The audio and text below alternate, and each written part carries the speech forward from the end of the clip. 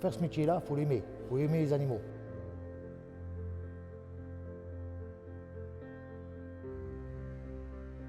Je m'appelle Alain Chopard, je me suis installé en 2001, éleveur de pur sang anglais pour les courses. J'ai passé le stage équité parce que je pense que c'est très important et ça donne une meilleure image des animaux pour le public qui ne connaît pas. Je suis arrivé ici en 2001, j'avais 3-4 chevaux et aujourd'hui on a toujours un roulement entre 150 et 250 suivant la période.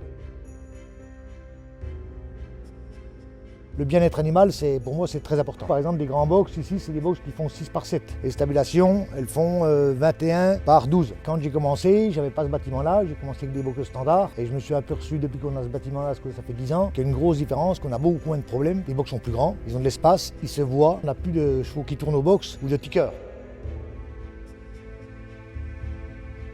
La biosécurité commence déjà par bien nourrir, surtout que les chevaux soient beaux. L'alimentation, nous, c'est 2 fois par jour. Le pur sang, il faut plus nourrir que certaines races. Nous, par exemple, des faules, ils ont la même alimentation en volume qu'une jument adulte.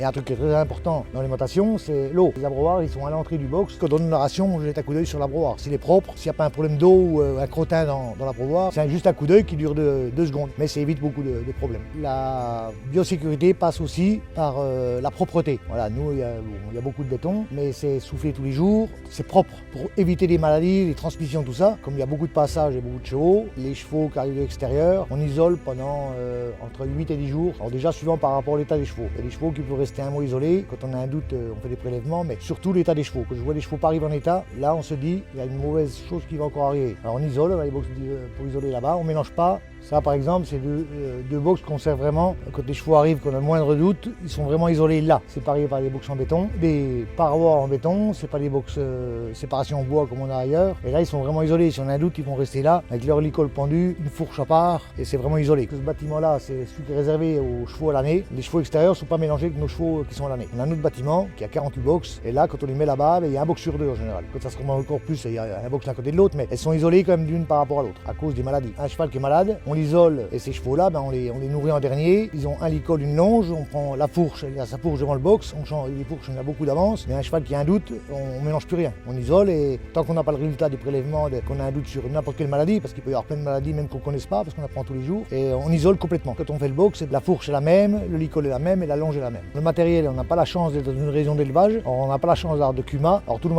matériel est à nous, mais d'un autre côté, ça évite de ramener des trucs d'ailleurs, avec les pneus, avec le matériel, voilà, on a tout le matériel à nous, et j'aime bien que le matériel soit propre, lavé, rangé, des détails, mais qui peuvent des fois engendrer des gros problèmes.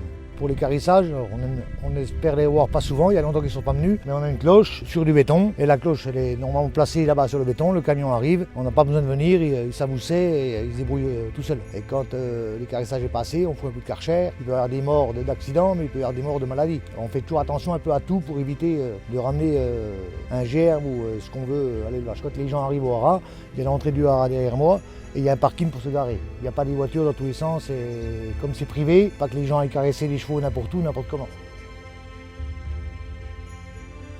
Une chose aussi très importante, pour faire ce métier-là, il faut l'aimer. Il faut aimer les animaux. Moi, ça fait 23 ans, je caresse autant mes juments qu'il y a 20 ans en arrière. Ça n'a pas changé. Et c'est pas par rapport au nom, si c'est une pension ou si c'est à moi, c'est pas pour ça que je vais faire de différence entre... C'est un métier qu'il faut vraiment aimer pour réussir.